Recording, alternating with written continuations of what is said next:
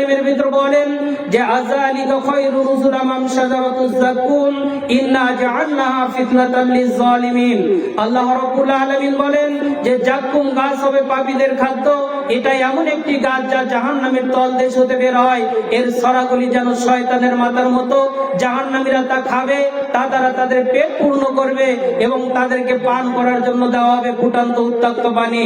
আল্লাহ রাব্বুল আলামিন অন্যথায় আবার বলেন যে ইন্নাশ শাজারাতুজ যাকুম তুআমুল আসিম কাল মুগলি ফিল বুতুন। আল্লাহ রাব্বুল আলামিন বলেন যাকুম গাছ হবে পাপীদের খাদ্য। তেলের তেলনির মতো এই খাদ্য তাদের পেটের ভেতর উতলাইতে থাকবে যেমন করে টকবক করা ফুটন্ত পানি। এবং ফেরেশতাদেরকে বলা হবে তাদেরকে ধরো এবং টেনে হেঁচড়ে নিয়ে যাও জাহান্নামের মাঝখানে এবং ঢেলে দাও তাদের মাথার উপরে টকবক করা ফুটন্ত পানি। আল্লাহ রাব্বুল আলামিন অন্যথায় আবার বলেন যে ওয়াসুকু মান হামিমান ফাকাতাত আমালাহুম। তাদেরকে এমন উত্তপ্ত পানি পান করানো হবে যা খাওয়া মাত্রই তাদের নারী ভুঁড়িগুলি ছিন্ন বিচ্ছিন্ন হয়ে যাবে।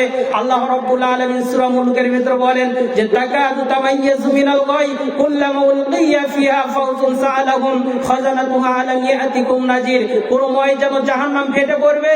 যখনই তাতে কোনো সম্প্রদায় নিক্ষিপ্ত হবে জাহান্নামীর সিপাহী তাদেরকে জিজ্ঞাসা করবে তোমাদের কাছে কি দুনিয়াতে কোনো সতর্ককারী আগমন করে নাই?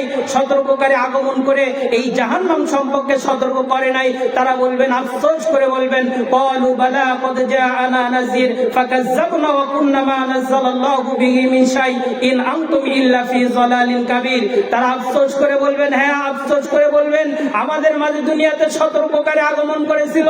গজারিয়া হাফিজিয়া মাদ্রাসায় অনেক আলেম ওলামা এসে এই জাহান্নাম সম্পর্কে আমাদেরকে সতর্ক করেছিল, কিন্তু আমরা তাদেরকে সত্য বলে গ্রহণ করি নাই, আমরা তাদেরকে মিথ্যা বলে এড়িয়ে চলেছিলাম। তারা আরো বলবেন ওয়াকালু লাউ কুন্না নাসমাউ ওয়া নাকিলু মা কুন্না ফি আসহাবিস সাইর। তারা আফসোস করে বলবেন, হায় আফসোস, আমরা যদি দুনিয়াতে তাদের কথা শুনতাম অতঃপর বিবেক বুদ্ধি খাটাইয়া আমাদের নিজেদের জীবনে বাস্তবায়ন করতাম তাহলে আজকে আমাদেরকে এই জাহান্নামে আসতে হতো না। সম্মানিত উপস্থিতি, আজকে আমরা এই যে সূর্যটা মাটি থেকে 9,30,00,000 মাইল দূরত্ব রয়েছে, এরপরও সূর্যের তাপটা আমরা নিজ থেকে সহ্য করতে পারতেছি না। কিয়ামতের ময়দানে এই সূর্যটা মানুষের মাথার উপরে রাখা হবে। মানুষের মাথার উপরে যখন এই সূর্যটা রাখা হবে, মানুষের এই মাথার সূর্যের তাপে মানুষের মাথার মগজগুলি টকবক করে ফুটতে থাকবে আর গলে গলে তাদের নাক দিয়ে কান দিয়ে বের হয়ে যাবে। সম্মানিত উপস্থিতি, এই শাস্তি আমাদেরকে তখনই দেওয়া হবে যখন আমরা এই দুনিয়াতে আল্লাহ রাব্বুল আলামিনের হুকুম বিধানগুলি পালন না করে কবরের যাত্রী হব, কবরে পৌঁছিব। তখনই আমাদেরকে এই কবরের মাঝ থেকে আল্লাহ রাব্বুল আলামিন আমাদেরকে এই শাস্তি দিবেন। সম্মানিত উপস্থিতি, এজন্য আমরা যদি এই শাস্তি থেকে বাঁচতে চাই তাহলে আমাদেরকে এই দুনিয়াতে সতর্ক অবলম্বন করে আল্লাহ রাব্বুল আলামিনের হুকুম বিধানগুলি পালন করে আমাদের নিজেদের জীবনে বাস্তবায়ন করতে হবে।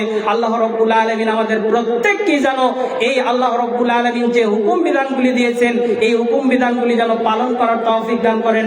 আমরা সকলে বলে আল্লাহুম্মা আমিন। তো আমার